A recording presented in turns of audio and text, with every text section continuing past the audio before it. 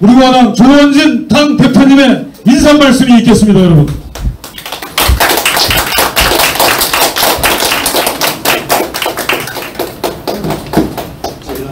제가 조금 이따가 교육을 하기 때문에 그때 같이 인사말하고 같이 말씀드릴 걸 드리도록 그렇게 하겠습니다.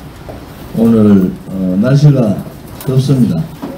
그래도 선풍기가 몇 대가 돌아가고 에어컨이 막 돌아가니까 좀 여러분들 힘들더라도 같이 동지로서 오늘의 이 교육의 의미를 되새기고 같이 논의하고 또 우리 당의 강령에 나왔듯이 우리가 가고자 하는 우리 공화당의 정체성이 뭔가, 또 우리가 왜 7년간 그러한 힘든 투쟁을 했는가, 또 우리가 또 앞으로 우리 공화당은 어떻게 갈 것인가 라는 여러 가지 부분에 대해서 여기 계신 분들이 궁금하실 점이 많으실 것 같아요. 오늘도 네이버에 들어가면은 폴리우스하고 제가 인터뷰했던 내용들이 나옵니다.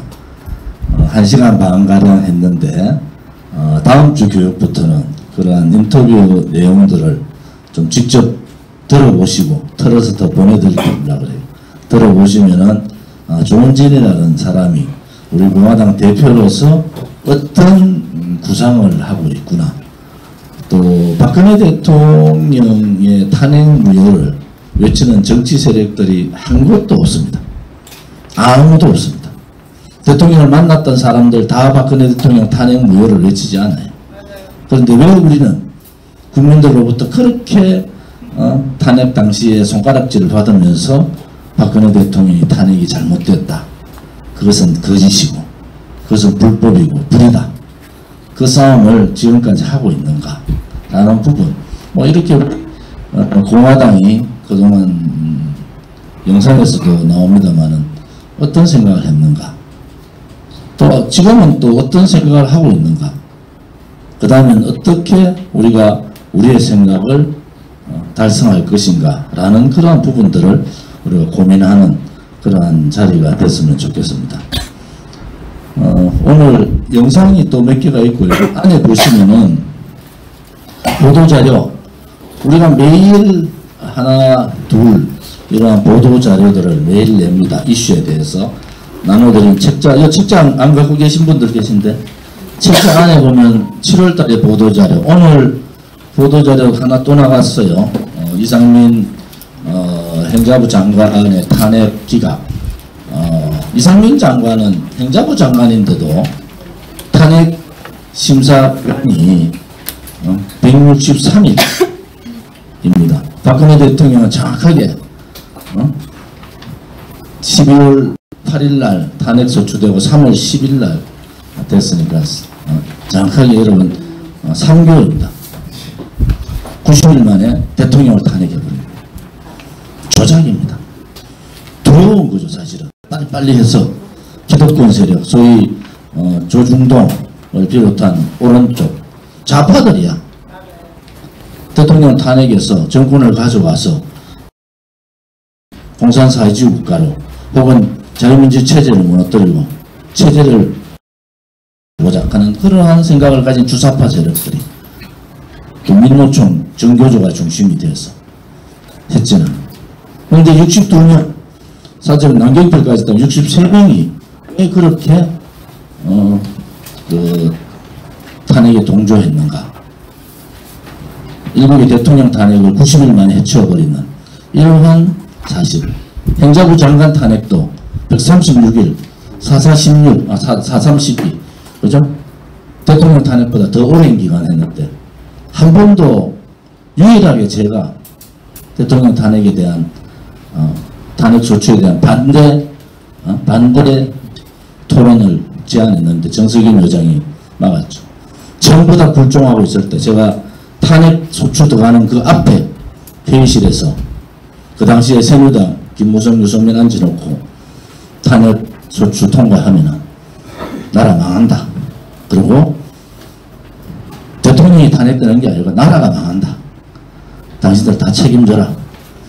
아무도 겁나서 그 반대 토론을 못할 때 저 혼자 유일하게 제 혼자 나가서 그걸 했던 사람이고, 결국은 제가 했던 생각이 지금 대통령께서 찾아와 계시지만 지금 옳았다. 대통령에 대한 탄핵 문제를 묶고는 갈 수 없다. 이 진실 불의를 밝혀야 된다는 세력들이 있어야 됩니다. 힘들더라도 우리는 그 길을 왔고, 저는 이미 예측을 했고, 제가 만든 그 구호가 가시밭길로 가자, 호통의 칼날에 서자, 동지들이여 두려워 마라, 우리가 반드시 이긴다는 그러한 구호. 여러분, 김재국 최고가 읽었던 7대 강령 누가 만들어 주셨습니까? 우리 공화당은 당명을 누가 주셨습니까? 박근혜 대통령이 주신 겁니다. 내용하고 자신 있으면 얘기를 하셔야죠. 박근혜 대통령께서 우리 공화당하고 7대 강령 만들어 주셨다. 왜 그런 얘기는 못합니까? 제가 드리고 싶은 얘기를 나중에 영상 다 보고 우리 교육시간 우리 김은영 박사 정책 강의 듣고 나머지 1시간 반 혹은 1시간에서 1시간 반 정도 제 시간이 있으니까 그때 여러분들이 궁금한 점들 우리 공화당에 있는 분들이 그냥 아무것도 모르는 무식한 사람들이고 그냥 바보들인 줄 아는가 봐요. 우리 공화당 동지들은 엄청나게 수준이 높습니다. 그래서 이미 우리 공화당은 이념정당화가 되어 있는 거예요. 좌파들이 공산사회주의 이전을 가지고 주사파 이론을 가지고 진보당이 대학교 침투를 해서 막 하듯이 우리는 이미 6년 7년간 이념정당으로서의 자리를 잡았는데 대한민국에서 가장 대한민국의 헌법적 가치를 지키는 그러한 정당, 불의에 저항하고 거짓에 진실투쟁을 할 수 있는 그러한 정당으로 자리 잡은 겁니다. 그래서 여러분들이 오늘 교육을 통해서 다시 한 번 더 힘을 모으고 주목을 다시 꼭 쥐는 그러한 계기가 되기를 바랍니다. 울산은 제가 사무실 이전하고 처음 온 것 같은데. 어제 제가 아침부터 에어컨 좀 틀어놔라고 부산에서 너무 힘들어서 근데 아침부터 틀어놨다 하는데 이카네.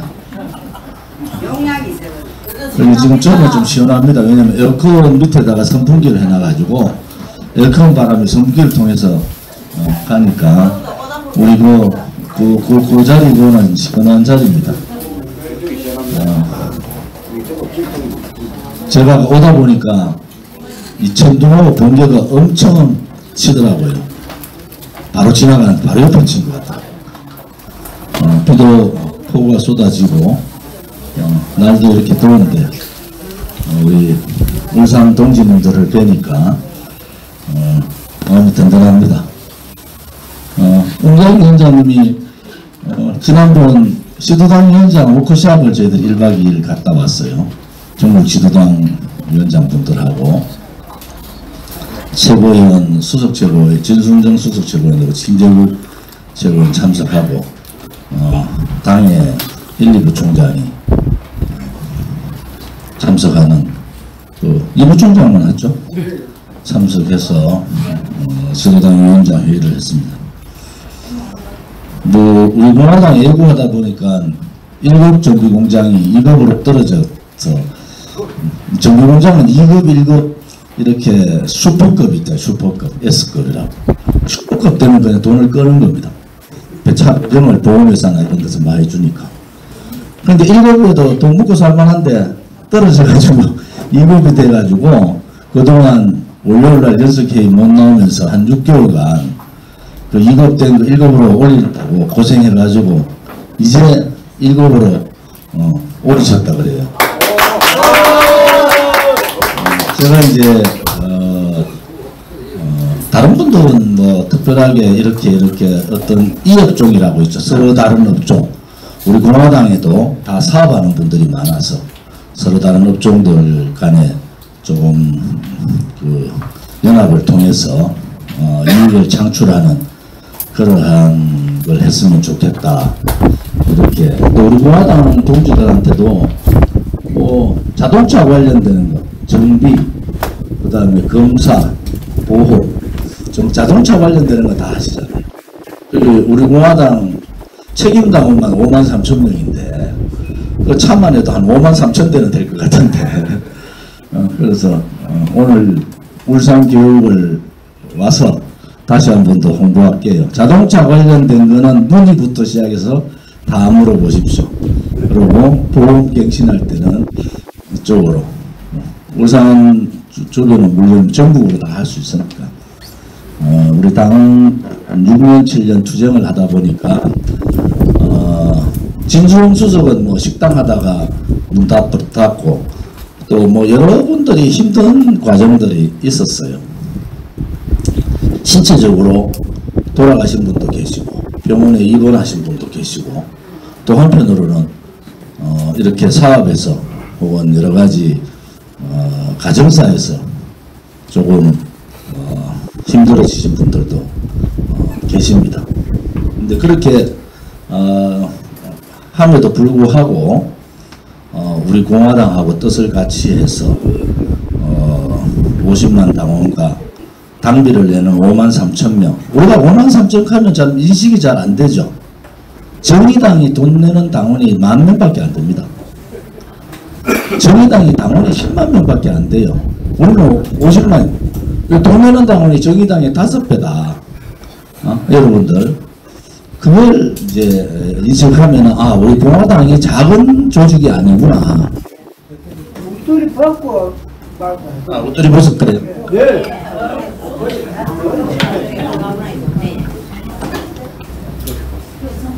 요즘은 뭐 살 빠져가지고 웃돌이 벗어도 모양 괜찮습니다.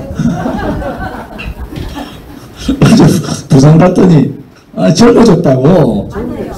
젊어진 거는 제가 진짜 제 나이가 군대 다니고 뭐 이럴 때 군대 갔다 오고 이럴 때는 정영록이 닮았다 그랬어요. 군에 들어갈 때 제가 59kg, 나올 때 59kg였어요. 딱 근육만 딱 붙어. 그 달리기 하면 저를 못 따라갔잖아요. 전교에서 1등 했으니까.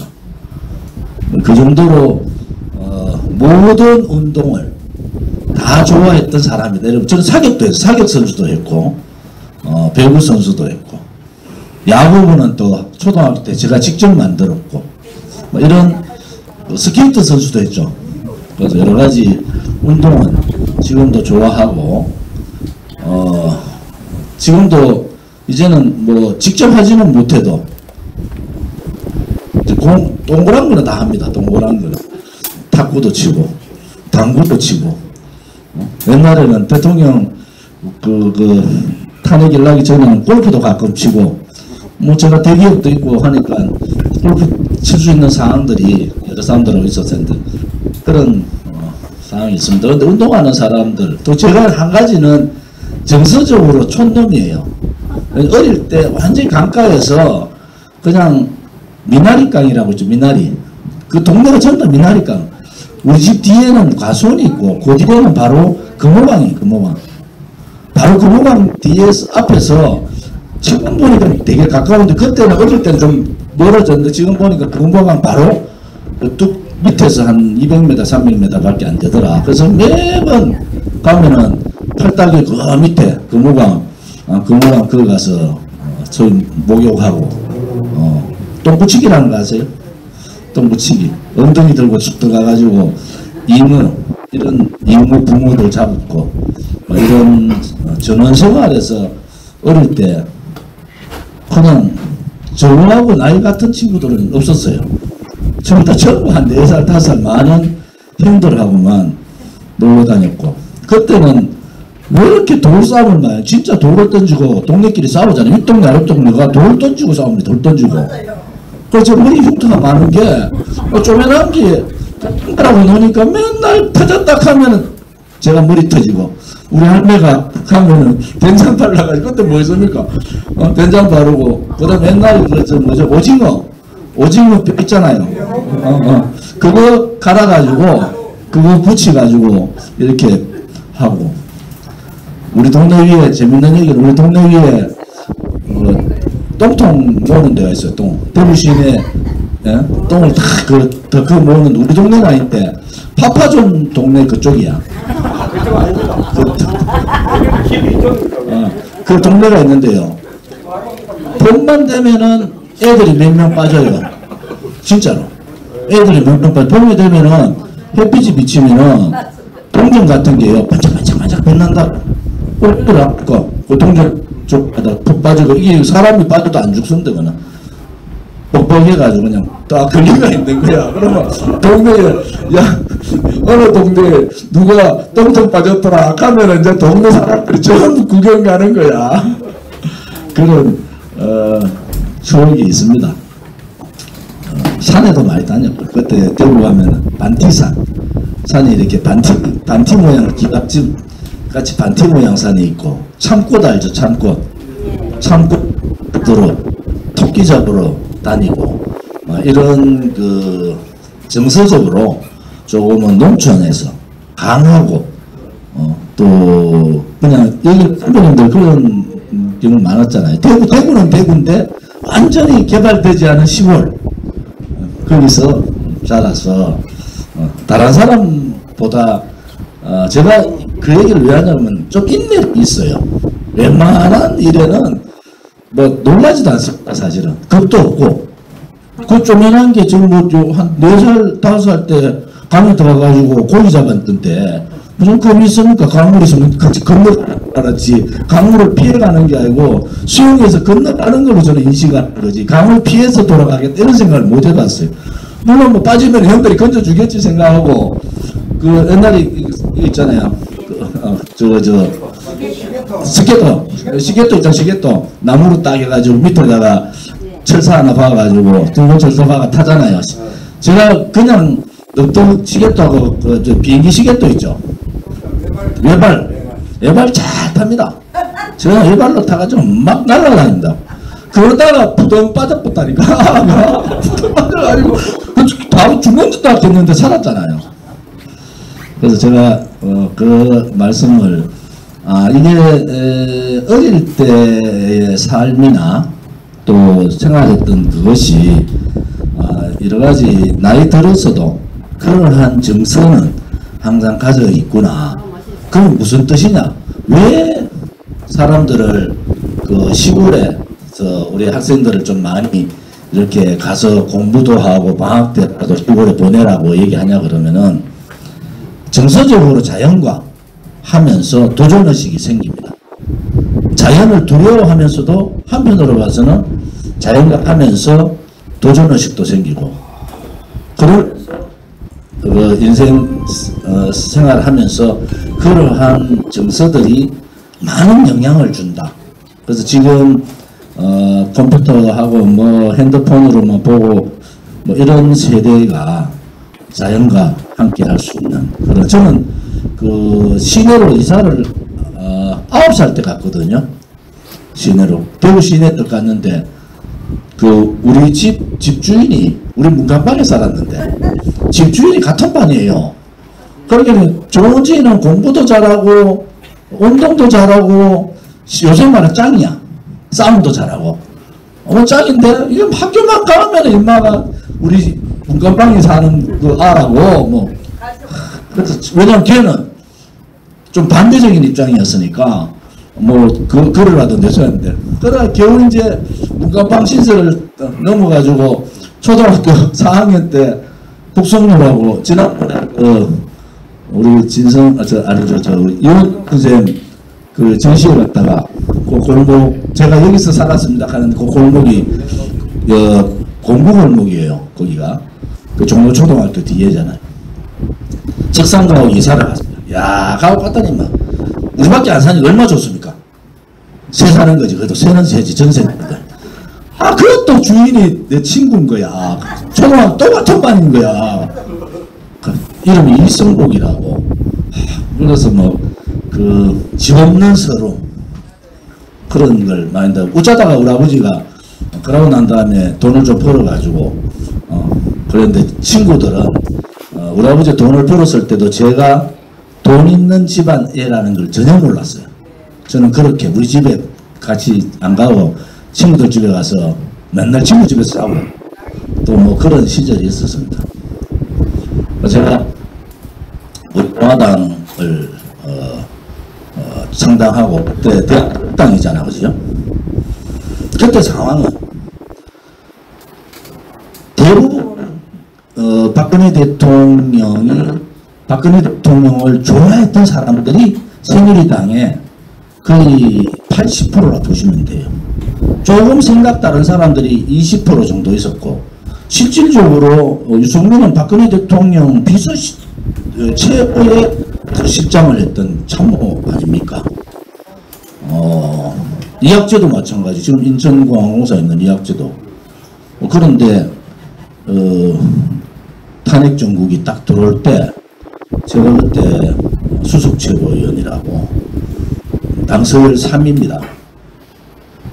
처음 당대표 이정현, 원내대표 정진석, 그 다음에 수석 최고위원 저, 소위 당서열 3위의 상황에서 많은 정보를 알았고, 근데 그 당시 친박이라는 그거의 회의를 준비하고 그런 메시지들을 하는 그런 입장에서 있었던 사람입니다. 탄핵정국에 보니까 이게 이미 벌써 내각제 세력들이 하나는 그 참수부대를 만들어서 김정은 정권과 10월 1일 날 김정은 정권과 북한 주민 분리 작업을 하고 북한 주민들이 다 내려와라. 그리고 김정은에 대한 참수부대를 실질적으로 만들었어요. 만들어서 완전히 이제는 안 되겠다. 북한 주민들이 굶어 죽는 상황에서는 같은 민족 동포로서는 도저히 있을 수 없지 않느냐. 그래서 박근혜 대통령이 강공으로 나갑니다. 북한 대강공조직. 거기서부터 북한이 움직이기 시작했어요. 남한에 있는 안철수 같은 좀 이상한 사람이에요. 그 사람은. 그때 뭐 대한민국에 간첩이 어디 있냐고. 이번에 간첩 다 밝히지 보세요. 뭐 엄청나게 많은 조직들을 갖고 있잖아요. 민노총에도 있고 진보당에도 있고 정교조 출신도 있고 이 간첩들이 하나씩 밝혀지잖아요. 근데 그냥 아까 PC라고 했지. 소위 강남좌파 성향 비슷한 사람들이 그런 생각을 안 하는 거예요. 자기는 사회주의 생각, 좌파 생각, 또 보수를 요구를 하면은 자기들은 진보고 뭔가 좀 깨쳐있고, 대학가의 분위기가 사회학과, 정치학과 대부분의 교수를 거의 좌로 다 가버렸습니다. 역사학과. 지금 텔레비에 나오는 역사 못 떠드는 놈들 좀 있습니다. 걔들 멀끔하죠. 옛날엔 좌파들이 생긴 건 이상하게 생겼는데 요새는 오른쪽 보수보다 더 멀끔한 거야. 말도 샤샤샤 하면서 잘해. 옛날엔 보면 저거는 좌파, 저거는 오른쪽, 우리가 구분이 되는데 요즘은 사진만 갖다 놓으면 구분이 잘 안 돼. 정말로. 그게 우리가 쉽게 말하는 조국을 중심으로 한 강남 좌파들이라는 겁니다. 얻을 거는 자본주의 사회에서, 대한민국 자유민주 체제에서 누릴 건 다 누리고 얻을 거는 다 가져가면서 자기들은 사회주의에 젖어서 비판하고 또 민족끼리 우리끼리 얘기하고 우리 민족끼리 얘기하고 그런 사람들이 있은 겁니다.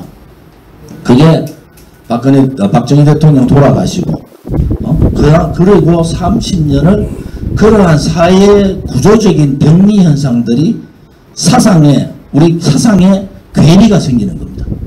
사상에. 그래서 사람들이 나눠지는 거예요. 특히 지식인들이. 그리고 정교조가 학교에서 인용교육을 시키기 시작하고 또 그것을 오른쪽에 있는 보수 정치인, 보수 학자 이런 사람들은 침묵해요. 왜? 집단 린치를 당하니까. 학교에서 떠드는 교수는 학생으로부터 혹은 교수들로부터 준동을 합니다. 집단 린치를 당해요. 그러니까 올바른 보수 학자, 보수 정치인들은 입을 닫아버립니다. 말을 안 해요. 국회의원 되면은 싸워야 되고 해야 될 일이 안 합니다. 그냥 피해요. 제가 국회의원에 지역구나 관리 잘하면 되지. 너 가서 좌파들하고 왜 싸웁니까? 그러니까 국회의원들이 비겁해져 버린 거예요. 그게 박근혜 대통령의 탄핵하고 연관이 대단히 많습니다.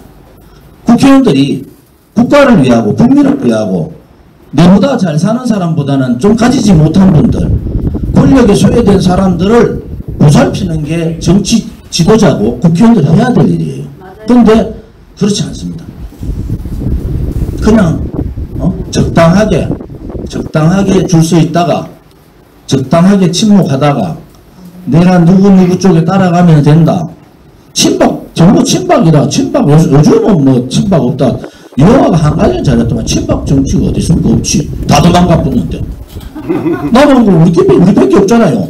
솔직히 말해서 뭐 감옥 간 사람들이야 말 못해서 입딱 하지만은 지금 정치하겠다는 사람 중에 친박이 어디 있습니까?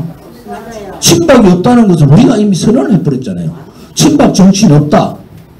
단지 제가 만나는 정치인들, 친박 정치인들, 최경환, 서청원 등등등 많은 박근혜 대통령 시절에 국회의원 했던 사람들 저 많이 만나잖아요. 한 사람도 박근혜 대통령을 어떻게 이용해가지고 다시 정치를 회복하는 사람 한 명도 없습니다. 그게 잘못된 거야. 그 말이. 왜냐하면 친박이 없다는 것은 우리는 너가 박근혜 대통령 제일 어려울 때 목소리를 내고 성명서 하나라도 발표하고 박근혜 대통령 탄핵이 잘못됐다고 얘기해야 되는데 이번에 이영하 변호사 얘기했는 만났던 사람 중에 탄핵이 잘못되고 무효라는 사람이 누가 있습니까? 속마음에 있어봐야 한마디 얘기 안 했던 사람들 아닙니까? 저는 그 사람들이 한 번이라도 성명서를 발표하든 자기 생각을 얘기하든 누구한테 얘기를 했던 간에 박근혜 대통령은 탄핵이 무효고 다시 이 탄핵을 돌려야 된다는 얘기를 들어본 적이 없거든요. 그런 면에 있어서는 대통령은 굉장히 서운하실 거다. 그래도 믿었던 친박들인데 특보 하나 안 줬는 좋은 짐이 하나 남아가지고 바깥에서 우리 공화당이라고 대한애국당 만들어가지고 매주 투쟁하고 그러니까 얼마나 이뻤겠어요. 여기 매주 편지를 받으면은 그 답을 이영하 변호사를 통해서 이런 저런 얘기가 오가고 다른 편지 다 줬는데 제 편지만 안 주더래요.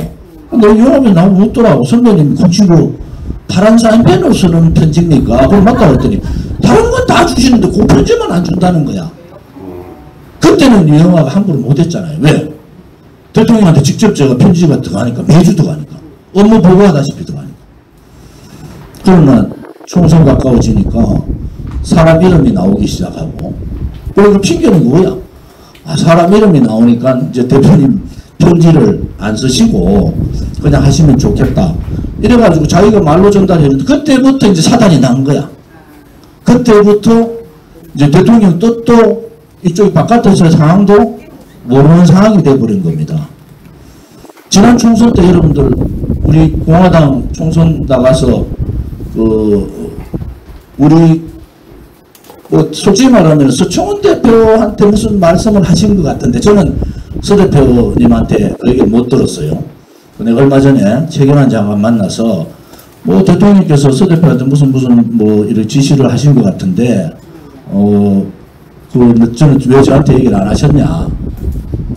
저는 그걸 전혀 모르는 상태였는데 어쨌든 이영하, 홍문종, 강용석, 변희재까지 김세희까지 해가지고 우리 공화당을 그때 치기 시작했잖아요. 딱 지금은 그 상황인 거야. 딱 그때 그 사람들이 나는 도대체 어떻게 됐느냐. 그리고 우리 공화당을 치고 막 좋은 짓을 음해하고 했던 사람들이 한 사람 감옥 가고 한 사람은 윤석열 정권 퇴진운동 지금 하고 있고 변희재가 태극기 상징이라고 하더라고. 그런가? 그리고 강영석이는 뭐 지금 곧 감옥 간다고 하고 있지.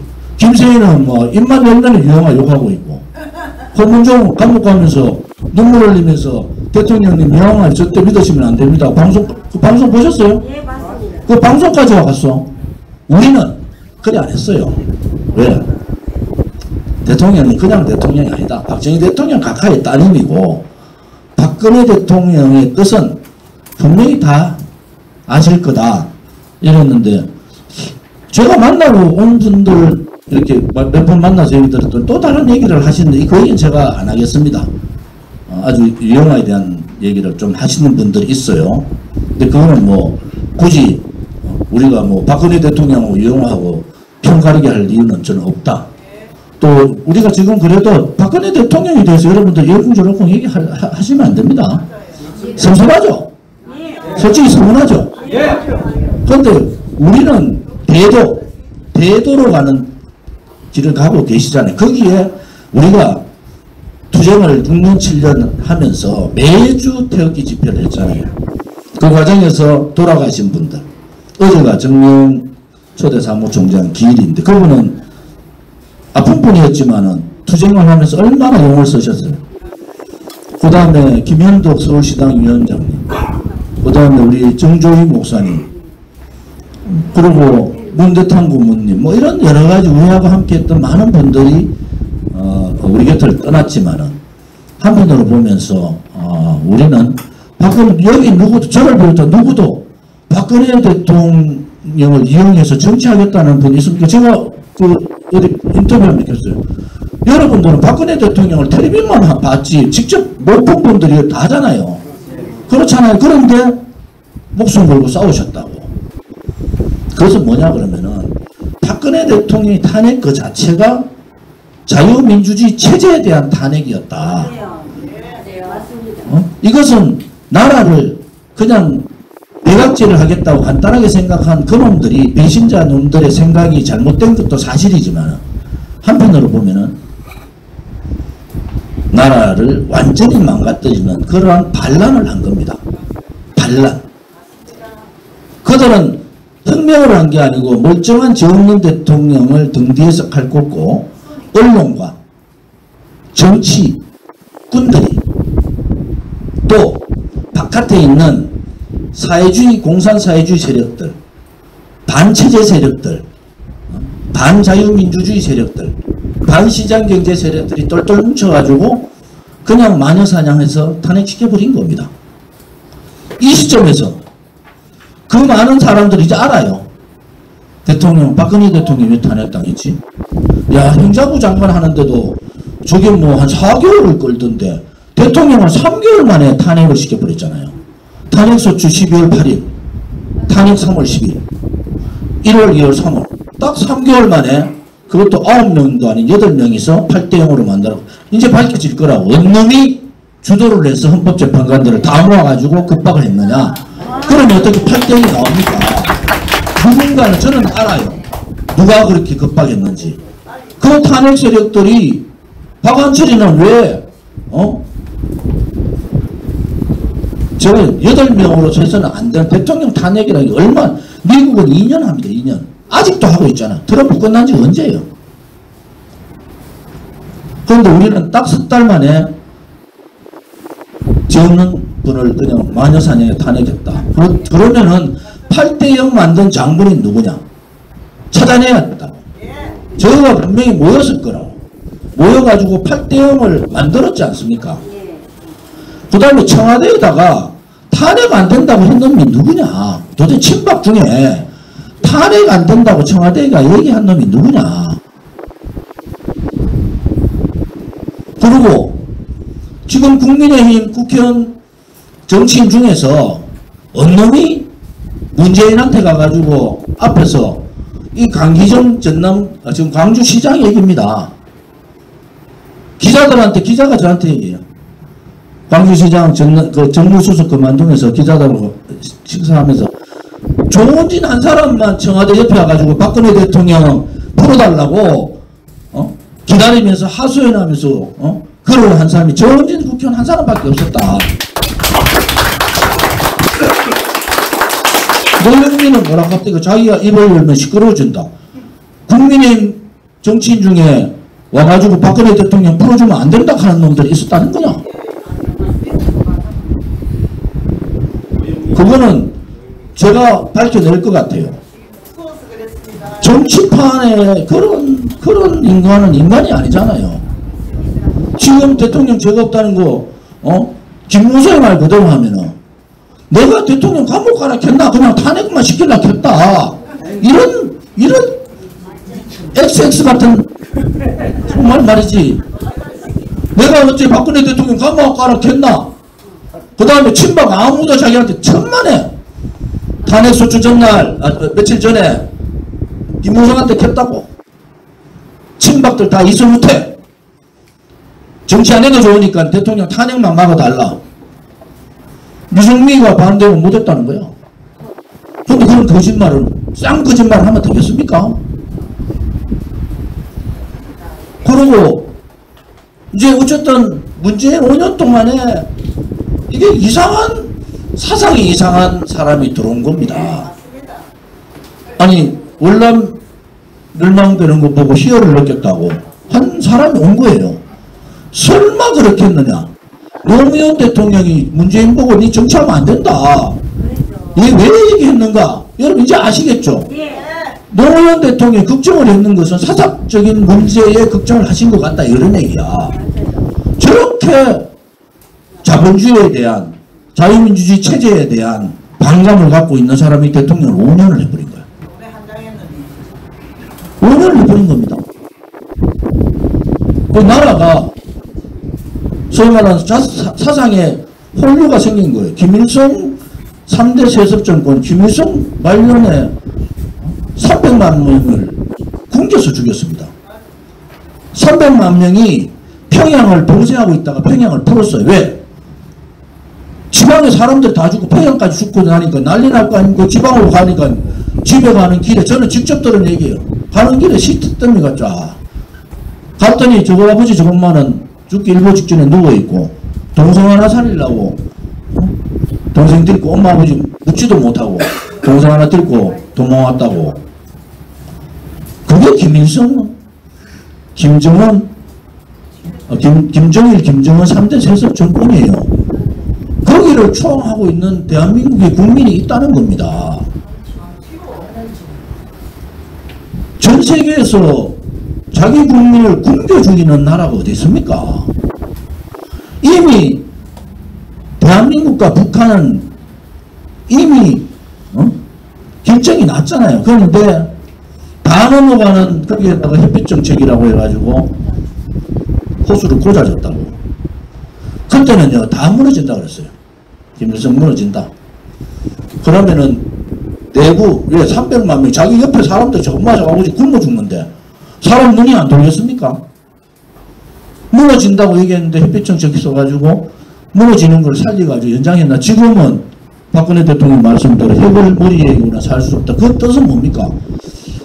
핵을 가진 놈하고 핵을 가지지 않은 놈은 싸우면 핵을 가진 놈이 100% 이깁니다.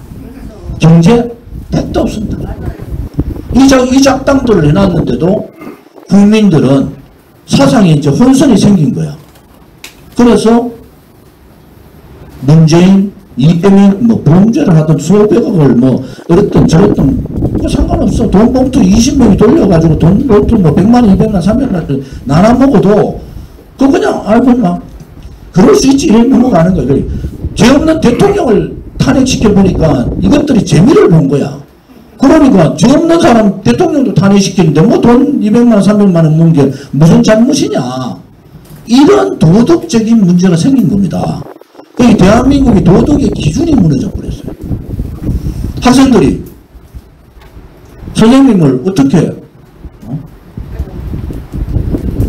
두드려 팹니까? 우리 여기 보면은 학생 조례 폐지하라고 우리 여기 공약에, 교육 공약에 나와 있잖아요. 그래서 저는 그런 여러 가지 상황이 탄핵 상황으로 왔는데 우리 공화당은 그런 부분에 있어서 어떻게 보면 제가 탄핵 정부에서 많은 내용을 너무 많이 알고 많은 국회의원들을 많이 만나보고 또 박근혜 대통령이 돈하고 연관없다는 걸 확신을 가지고 있고 또 대통령이 왜 그렇게 일방적으로 당했느냐 하는 내용까지도 제가 알고 있다. 그런 의미에서는 저는 침묵을 하고 있었으면은 그러면 저는 정치인뿐만이 아니라 대한민국의 지도자로서 혹은 지식인으로서의 양심을 부릴 수는 없다. 그래서 저는 탈당하고 나온 거고요. 그 나온 과정에서 여러분들이 같이 함께 했지만은 여러분들이 아시잖아요. 여러분들이 뭘 하겠다. 우리 공화당이 뭘 하겠다. 대통령 선거 나갈 때 어떻게 나갔어요? 박근혜 대통령이 죽지 않고 살아있다는 것을 보이기 위해서 누군가는 탄핵이 무효고 이 탄핵이 거짓이고 불법이었다는 것을 나타내기 위해서 나간 거잖아요.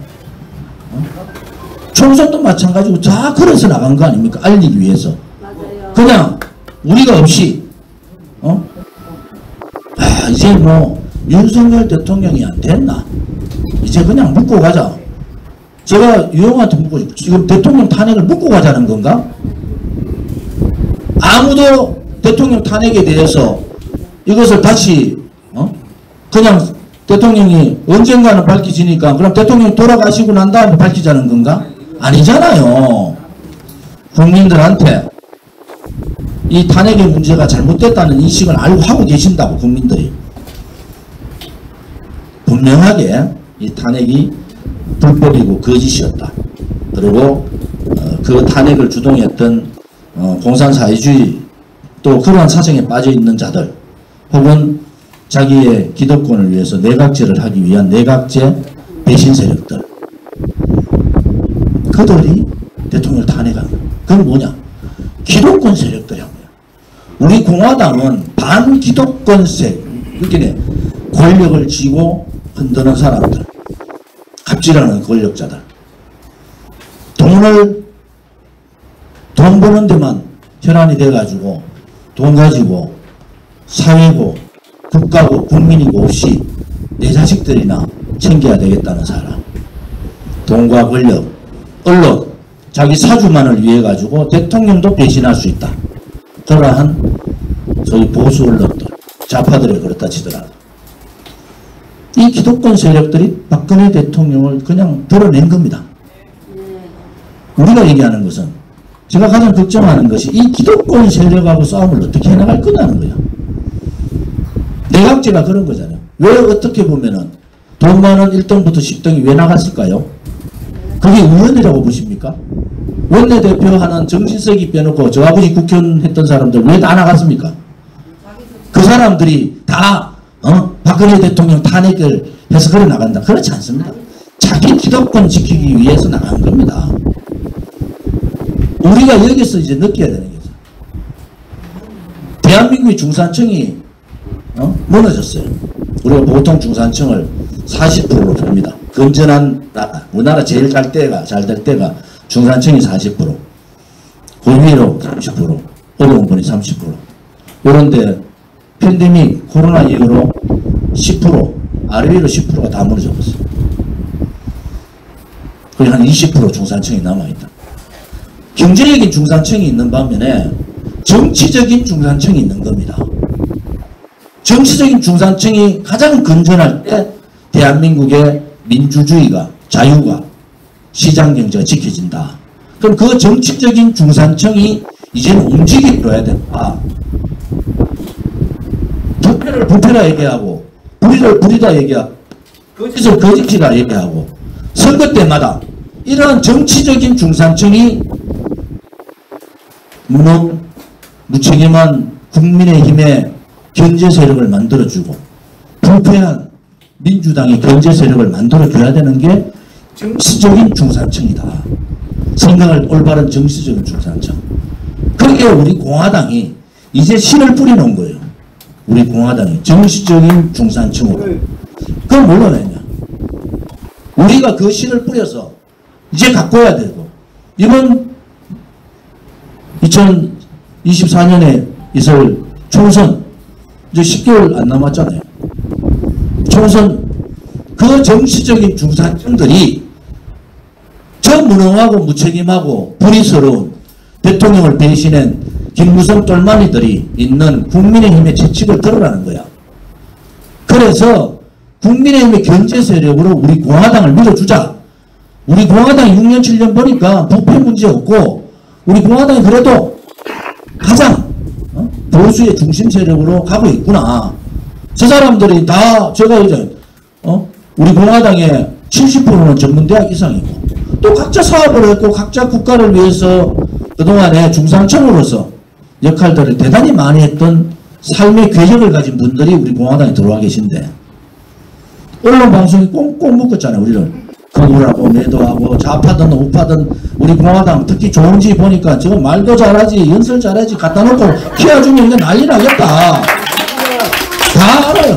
저하고 정치같이 해본 놈들은 좋은지 어떻다는 걸 다 알아요. 쉽게 말하면 정말 암만 설득하도 안 된다. 돈을 트럭으로 갖다 줘봐라. 새끼 절대 안 된다. 김무성, 유승민 더 잘 알아요. 유승민은 사석에서 그런다고. 자기는 좋은 일 싫어하지 않는데 제발 이제 유승민 얘기 좀 안 하면 안 되나? 왜 그렇겠습니까? 왜 우리가 지난 총선 때 그런 지금 다 저끼리 쌓아가지고 그런 사람들이 우리 공화당을 욕하고 그런데도 우리 공화당 흔들리지 않고 그것은 여러분 박근혜 대통령이나 지도자가 우리는 믿음이 있는 거예요. 그분이 정치를 하시겠다 그러면은 우리는 저는 정치를 이제 안 해야죠. 그러면 정치 하시겠다. 그럼 저는 완전히 이제 정계 은퇴하고 시골 가서 농사 짓고 뭐 우리 동지들 오면은 막걸리는 사들고 그냥 오시면은 막걸리는 제가 대접할 수 있겠다. 밭에서 뭐 고추도 키우고 저 뭡니까 상추도 키우고 다 할 수 있으니까. 지금 우리 공화당이 그런 생각을 가진 분들이 많으실 거예요. 근데 이제는 우리 공화당이 바뀌었어. 뭐 어떻게 바뀌었냐 봤더니 이게 이제 사상적으로 확실한 자유민주주의 체제의 보수 우파의 중심 세력에 우리만은 극우도 아니고 극자도 아니고 중도도 아니고 딱 중심 세력의 75% 딱 그림을 그리면은 제일 왼쪽에 빨간 놈들 이렇게 하면은 이제 중간에 이제 중도층이 있고 맨날 유승민은 중도라 이렇게 하는데 이거는 좀 빨간 데 들어간다고. 우리는 그 우측에서 딱 중간 75% 고선에 있는 게 우리 공화당이란 말이에요. 그러니까 이미 우리 공화당은 이념 정당화가 된 거예요. 그래도 뭐 며칠 전에 우리 뭐 떠들어도 그냥 막 조금 서운하다 보이고 뭐 몇몇 분들이 막 하지만은 정리를 제가 하잖아요. 뭐 그렇게 혼자 생각해라. 내가 만났던 정치인들은 한 사람도 박근혜 대통령 이용했다는 사람 한 명도 제가 못 봤는데 왜 그런 얘기가 나오냐 이런 얘기잖아요. 그래서 이번에 2024년 있는 총선은 이제 여러분들이 특히 책임다운 53,000명 또 일반 당원분들 생각을 가진 의식을 가진 분들이 우리 공화당에 대한 인식이 많이 바뀌었잖아요. 그러니까 이제는 우파도 국민의힘 하나 가지고는 안 되겠더라. 저 맨날 무슨 눈치나 보고 말이지 저거 생각이나 하고 가끔 가다가 또 홍준표 같이 속 확 뒤집어 놓는 짓대로 하고 말이지. 저거 딸내미 제과점 가가지고 빵집 가가지고 몇천만 원씩 국회 주는 그거 가지고 그 섰던 사람이 김용환이죠. 그런 사람이 도저히 하고 있는 거야. 박근혜 대통령 그렇게 뭐 향단이니 지랄이나 그렇게 또 대구시장 하잖아요. 그러니까 오른쪽 이제 국민들이 정리를 좀 해줘야 된다. 무슨 정리를? 6년간 우리 공화당 보니까 국민의힘의 경제 세력을 확실히 할 수 있더라. 우리 공화당 사람들이 가면은 국민의힘이 안 따라오면 안 될 정도로 안 따라오면 안 될 정도로 우리 공화당이 능력 있는 사람들이 많다. 그래서 이번 총선에는 막 지역구야 지나가는 지역구는 저를 찍어줘야지. 그러지?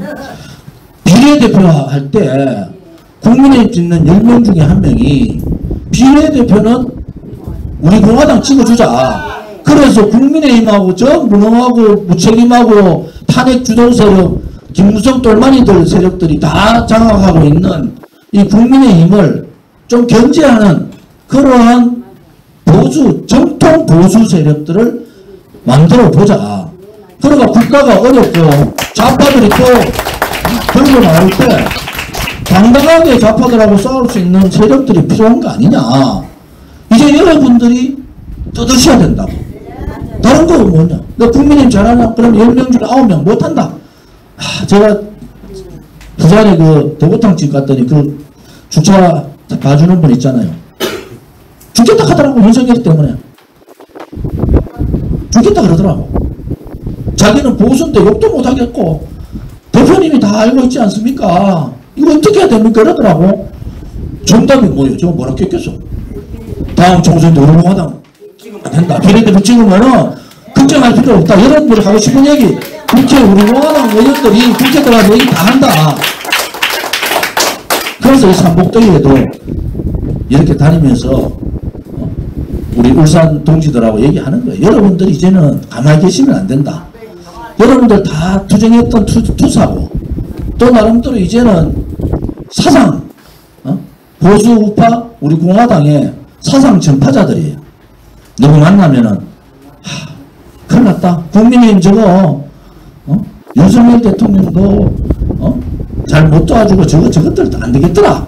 그러니까 우리 공화당을 좌파들이 정의당 찍어주듯이 우리도 오른쪽에 국민의힘에 아니 우리 공화당 국회의원 10명 들어간다 해가지고 우리 공화당이 좌파들하고 손잡을 리는 없잖아요. 100% 없잖아요. 있습니까? 없다고. 그러면 우리 공화당 찍어주자. 우리 공화당 국회의원 10명만 만들어주면은 세상이 국민의힘에 일 안 하면 안 된다 쟤들. 왜냐면 우리 여기서 투쟁하고 7년간 목소리 높여가 싸우고 자기 목숨 걸고 싸운 사람이 설마 자기 이익만을 위해서 우리 동지들이 눈을 벌 뜨고 있는데 우리 동지들을 배신하겠습니까? 배신 안 할 거 아닙니까? 그죠?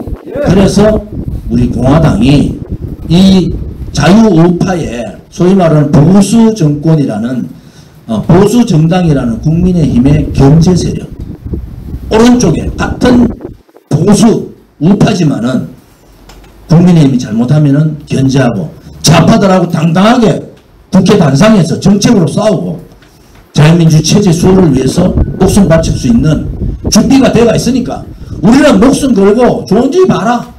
우리 공화당 그 사람들 지독한 사람들 알고 목숨 걸고 안 싸웠나 문제인데 그거 하나 보더라도 이제는 비례대표는 우리 공화당 밀어주자. 그래 되면은 뒤집어지는 겁니다. 여러분 아시겠습니까? 100만 표, 비례대표 100만 표. 제가 이렇게 가만히 얘기하다 보니까 요즘은 200만 표로 욕심이 더 생기는 거야. 비례대표 28만. 민주당, 국민의힘 찍어주는 사람 중에서 10명 중에 2명만 우리 공화당 찍어주면은 200만 표예요. 10명 중에 2명이 그래. 국민의힘 저 새끼들 정말 해도 너무한다. 그러니까 우리 공화당 찍어가지고 견제세력 만들어주자.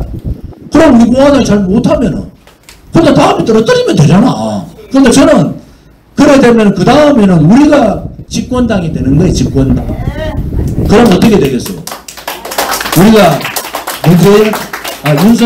문재인하고도 목숨 걸고 싸웠는데 지금 윤석열 대통령 하는 게 뭔가 문재인도 안 집어넣고 이재명은 뭐 뒷부분 치고 있고 있었잖아요. 저는 문재인이 양산 가서 상황 노릇하는 거 보면 잠을 못 자겠는 거야. 가슴이 생각만 하면 자다가 벌떡에 가슴 툭툭툭. 그 새끼들이 한명 짓을 생각하면은 나라가 완전히 끝날라 하다가 그러니까 막 그 나라 끝장나는데 윤석열가 그러던 나라 끝장났는 거 아이가. 그럼 잘해야지. 잘해야지. 왜 김무설 똘마니들만 쫙 들고 그렇게 하냐. 그래서 저는 사람들이 그럴 것 같아요. 야 우리 공화당 만들어주면 저 사람들 무서운 사람인데 박근혜 대통령 탄핵 무효를 국민들이 전부 다 우리 보고 또라이라고 그 우리가 마로니에서 첫 태극기 집회 대통령 선거 끝나고 처음 다시 시작할 때 우리 그때 행진해가지고 광화문 갔잖아요. 종로에가 옆에 있는 사람들 전부 또라이라고 차시해놓고 이카고 이질했더라고. 요즘 그런 놈들 있어요. 요즘 뭐 가지고 알아요. 지독한 사람들이다. 지독한 사람들이다. 여러분이 이제는 해야 된다. 왜? 그 대통령 석방 탄핵 무효를 외쳤던 그 간접함을 가지고 주변에다가 우리 공화당이 6년 동안 했던 길을 봐라. 보수 중에 보수, 개혁적인 보수, 진실한 불쾌한스럽지 않은 그런 보수 아니냐. 습득을 하고 오늘 했던 얘기 자꾸 퍼나르고 우리를 보수의 견제 세력으로 가면은 확실하게 좌파들이 다시 한 번 더 들고 일러가지고 나라를 흔들 때 싸울 수 있는 세력 우리 공화당밖에 없지 않냐. 그러한 상황들이 이제는 필요하다. 그래서 이 삼복더위에 불구하고 열악한 환경이지만 또 우리 공화당은 막 열악한 환경이라 하지만 이 정도도 감사한 거야. 그죠? 이 정도로 되게 감사한 거야. 앉아서 수박도 주지, 뭐 시원한 차도 만들어 주시고 시원한 물 한 잔 주실래요? 그래서 오늘 제가 동지분들한테 말씀드리고 싶은 거는 요거 우리 그 김문영 박사 이거 좀 하라 했더니 이건 안 하고 뭐 이거 여러분들이 보고 익히셔야 된다. 이게 우리 공화당이 정권을 잡으면 이렇게 정치의 통합 기능 상실, 법치의 정의 기능 상실, 경제의 성장 동력 상실, 복지의 지속 가능성 상실, 문화의 다양성 상실, 사회적 계층 이동의 역동성 상실, 지방 소멸로 수도권과 지방의 균형 상실, 8번째 저출산으로 인구와 성장의 상실. 이 시대 정의를 저희들이 이렇게 한 거예요. 상실의 시대. 그리고 분노의 시대. 왜 국민들이 분노하는 것? 첫 번째가 뭡니까? 불법 탄핵에 대한 분노다. 이 분노가 이제 서서히 진실이 밝혀지면서 불법 탄핵에 대한 분노, 자유민주 체제에 대한 침탈에 대한 분노, 대형 재난, 대형 시스템 부재에 대한 분노, 그리고 이거 없으신 분들 좀 나눠드리세요. 거대 양당의 무책임 부패에 대한 분노, 특정 집단으로서의 권력 솔림에 대한 분노, 집권청, 정치권의 비도덕성에 대한 분노, 그리고 잘못에 대한 반성이 없는 정치권에 대한 분노, 이 상식과 분노의 시대를 바꾸자. 정치개혁, 정당개혁, 정치인개혁을 우리 공화당이 들고 나와서 정치개혁이 먼저다. 3대 개혁보다 먼저 해야 될 3대 개혁의 주체 세력, 3대 개혁을 이끌고 가는 사람들이 정치인들인데 정치인들을 개혁하지 않고 어떻게 3대 개혁을 할 수 있느냐. 그러면은 너가 공화당은 도대체 대한민국을 어떤 나라로 만들려고 그러냐. 거기에 두 번째 국가 비전이라고 딱 되어 있잖아요. 정의롭고 진실되고 자유롭고 안전한 행복한 국가로 만들겠다. 이것이 우리 공화당의 비전이라. 그러니까 여러분들 이걸 가지고 가셔서 다 보셔야 된다. 다 보시고 여러분들 전철 타시고 혹은 버스 타시가 옆을 쭉 보다가 젊은 사람이 누군가가 뭐 민노총도 좋아요. 지금 무슨 뭐 저 영감님이 뭘 저렇게 보고 모르는 척하고 궁금하지? 가서 한번 읽어봐라 하고 주세요. 이거 저희들 이거 한 100만 장 만든 것 같아요. 100만 장. 이미 이 100만 장은 이미 다 뿌려졌어. 우리가 방송 나가서 지금도 이 전단지 만들면은 공장하시는 분들, 대구의 조선선비라는 분은 공장하시는 분인데 딱 공장 그 하면 토요일 일요일만 되면 온 동네 다 다닙니다. 다 다니면서 이거 뭐 하루에 500장씩 뭐 어떨 때는 300장씩 어떨 때는 500장씩 한 장 한 장 경로당 다 가지고 싹 다 가서 앉아서 할매들한테 어머니들한테 다 나눠드리고 동네에 여름 되면은 옆에 저 경로당도 있지만 그 그늘막 같은 데 많잖아요. 그런데 다 나눠드리고 이제 전쟁을 하는 거예요. 오늘 265일 남았나? 260 며칠 남았나? 그래서 이런 전단지 여러분들 재정이 어려워도 많이 만들어 드릴 테니까 꼭 이 전단지를 좀 많이 배포해주고 당부도 많이 있잖아요. 그래서 보시자고요. 이제 8월 15일이 얼마 안 남았다고. 우리 공화당이 저 이제 유영아 변호사 얘기 또 안 할게요. 우리 공화당이 올바르게 살아있다 하는 건 뭔가? 방송을 제가 많이 나가서 다음에 이제 폴리 뉴스하고 저하고 1시간 반을 인터뷰했어요. 각 분야에 걸쳐서. 그걸 지금 풀어가지고 네이버에 계속 올리잖아요. 그 폴리가. 그걸 이제 영상을 자기들 다 마무리하는 해가지고 영상 기획까지 만든다. 그래서 제가 오늘 좀 우리 공화당 교육 자료로 좀 쓰겠다.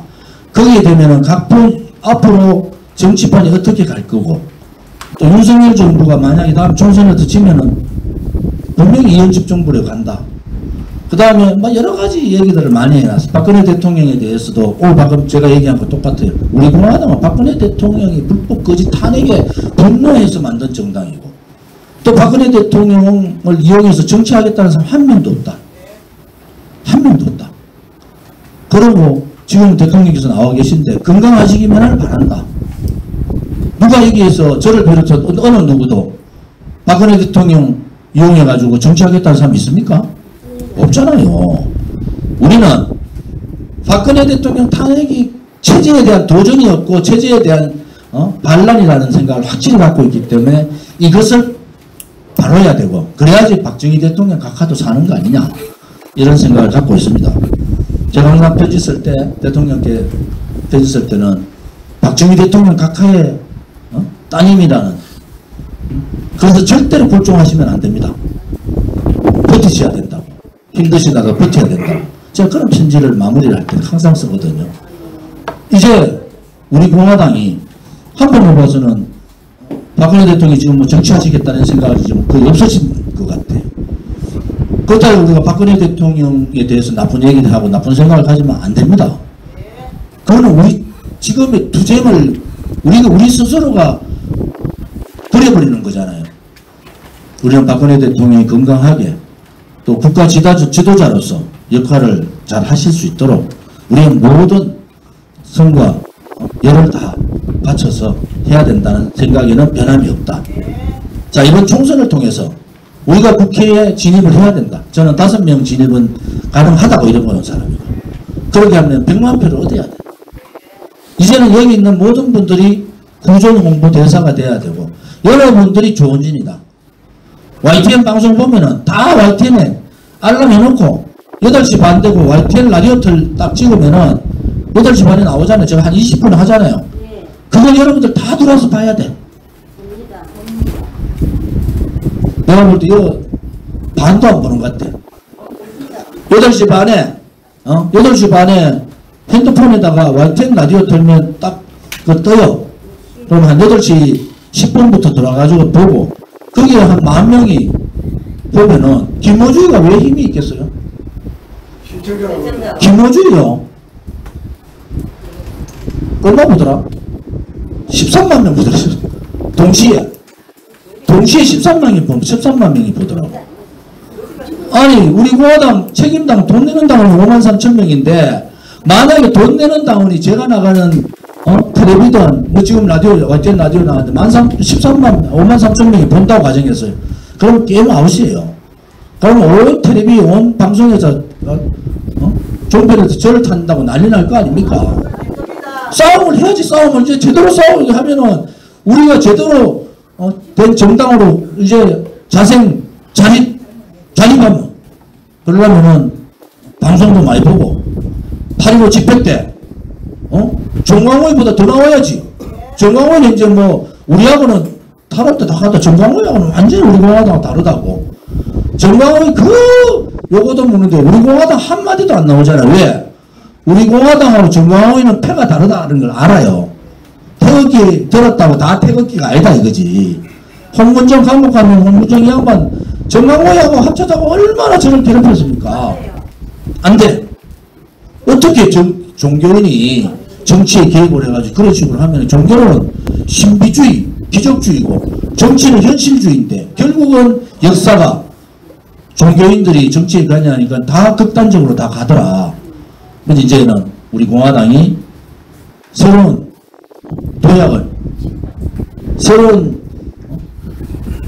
조원진 시대가 일기면은 그 다음에 이제 다음 조원진 시대에 다음을 이어받을 젊은 인재들도, 여러분들 제가 지금 저는 이런 평론을 좀 하잖아요. 제가 그림을 그려주잖아요. 우리 공화당이 이번에 비례대표 100만 표 얻어가지고 5명이 국회의원이 됐다. 물론 100만 표 얻으면은 뭐 표가 갈라지는 데 따라서 좀 다르지만 5명이 됐다. 그러면 여러분들 젊은이들이 쫙 줄서가 들어옵니다. 정치 지망생들이.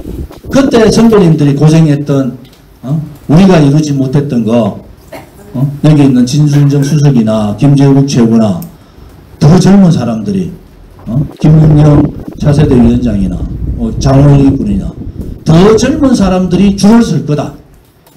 우리 공화당 가면은 정치적인 기득권 없어도 우리 집이 부자가 아니라도 우리 아버지가 국회의원이 아니더라도 우리 공화당 가서 승부를 걸면은 성공할 수 있다는 거. 이제 선배님들이 그 길을 닦아주셨잖아요. 우리가 남아있는 260일 동안 정말 모든 것을 한번 던져보자. 들고 다니시면서 이거 다니면 울산시당에도 이거 많이 갖다 놓을 거예요. 들고 다니시면서 만나는 사람은 요즘은 좋은지 얘기가 우리 공화당이 욕하는 사람 별로 없습니다. 만나서 자 봐라. 고인물이 썩듯이 일당 보수 정당의 일당이 독재를 독단적으로 독재를 하면은 썩습니다. 그러니까 견제 세력을 우리 공화당으로 만들자. 너무 믿었지 않느냐? 다른 사람들 왔다 갔다 해도 우리 공화당 조원진하고 우리 공화당은 철저한 애국주의자들이고 철저한 자유민주주의 체제 신봉자고 자유시장 경제를 따르는 헌법적 가치를 지키는 정당이다. 여기에서 여러분들이 힘을 얻으셔야 됩니다. 그때 박수 한번 치세요. 박수랑 치세요. 얘가 물도 좀 한 잔 마시고. 제가 내일은 경남, 그 다음에 모레는 예천에 수해 복구를 갑니다. 그래서 수재 의원금이 많이 안 거쳐서 오늘 방송 보는 분들 고가에 들어가면은 수재 의원금 창구가 있어요. 계좌가 있으니까 수재 의원금 좀 많이 주시고 10시 10분에 예천군청에서 군수님한테 우리 예천군수님이 태극기 출신인 거 아시죠? 태극기 우리 집회에 나왔던 분이에요. 그래서 우리가 그분한테 수재의원금 전달하고 수재의원품을 전달하고 그러고 정해주시는 지역에 가서 수해 복구 활동을 하겠습니다. 두 번째, 제가 아무튼 아까 김문현 박사 12번 얘기하는데 어제 그 부산에서 얘기하고 전혀 다르죠? 내용이 다를 거예요. 12번을 조은지가 도대체 12번 무슨 얘기하는지 한번 들어보시고 내일 또 경남 가면 또 달라요. 여러분들이 궁금해하는 거. 어제는 이용화 변호사 무슨 얘기 때문에 여러분들 눈이 말이야 반짝반짝 조은진 입에서 무슨 얘기가 나오는가 하는데 어제 대강 정리를 해드렸고요. 8.15 중요합니다.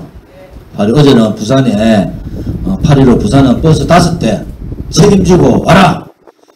그것이 우리 공화당답다. 그것이 엄청난 중요한 문제예요. 8.15에 엄청난 인원이 모여가지고 하면은요. 그래 김종희 같이 그 똘똘해진 친구는 정광훈 목사가 우파 통일했다는데 무슨 개똥 같은 소리를 하고 있어요. 우리는 8.15 때 울산도 오늘 보니까 한 50여 분 오셨잖아요. 이분들이 좀 더 해서 울산도 버스를 한 3대 정도 이렇게 확보해서 오시도록 지금부터 준비하시고 그냥 엄재학 위원장 오늘 보니까 저 잘생겼다 소리 나고 저하고 엄재학 위원장 오늘 어느 분이 아이고 엄재학 위원장 잘생겼다고 막 박수치고 난리 나는데 그 마음으로 그렇잖아요. 어느 분이신가 손 한번 들어보세요. 지금 여기 중앙당은 방침이 시도당 위원장 중심으로 가는 것이 우리 중앙당 방침이다. 울산 동지들이 똘똘 뭉쳐서 이번에 8.15 집회에는 많은 분들이 오시고 가능하면 빨리 끝내드리려고 해요. 가능하면. 그러니까 많이 오셔가지고 야 우리 공화당이 역시 살아있구나. 또 국민의힘의 대안 세력으로 견제 세력으로 우리 공화당을 놔둬도 되겠구나. 제가 그 김정은 화영식하고 막 했잖아요. 젊은 변호사들이 놀래가지고 왔잖아요. 저한테 물어보세요. 저 사람 도라이 아니면은 엄청나게 용기 있는 사람이다. 그 당시에 김정은이가 정의형 독살시켰잖아요. 그래서 저를 보러 왔다니까. 와가지고 아니 도대체 어디서 그런 용기가 생겼냐. 그것은 여러분들이 치기 때문에 그런 거예요. 여러분. 저를 믿고 또 박근혜 대통령이 불법 거짓이라는 걸 확신을 가지고 또 우리 공화당이 앞으로 이 나라를 이끌어가. 아니 이거 보세요. 우리 공화당 국가운영 비전이라고 만드는 정당이 됐습니까? 우리는 국회의원 한 명 없어도 국가운영 비전을 만들어가지고 꿈을 가지고 희망을 가지고 비전을 가지고 미래를 개척하는 정당, 그것이 바로 우리 공화당이라 이런 겁니다.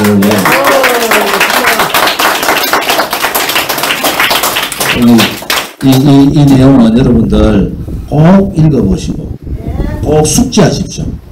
정리를 다 해놨어요. 우리가 꼭 필요한 공약도 뒤에 정리가 다 되어 있습니다.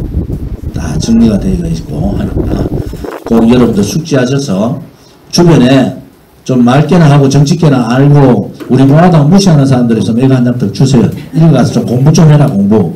아시겠죠? 8.15 집회 때 우리 우파 국민들의 총결집을 저는 요청합니다. 특히 울산에서 우리 울산시당위원장님 또 여성위원장님 또 울산의 우리 동지님들이 살아있음을 우리가 함께 느낄 수 있도록 해주시기를 간곡히 부탁을 드립니다.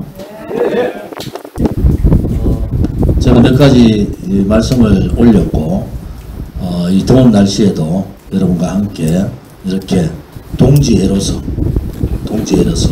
박근혜 대통령이 동지애가 뭔가 정규제 주피라고 할 때 말씀을 하셨잖아요. 동지는 어려울 때 함께하는 것이 동지다 라는 말씀을 하셨듯이 우리도 어려울 때 다른 남 얘기보다는 동지들끼리는 감싸주는 얘기, 좋은 얘기는 하실 수 있기를 바랍니다.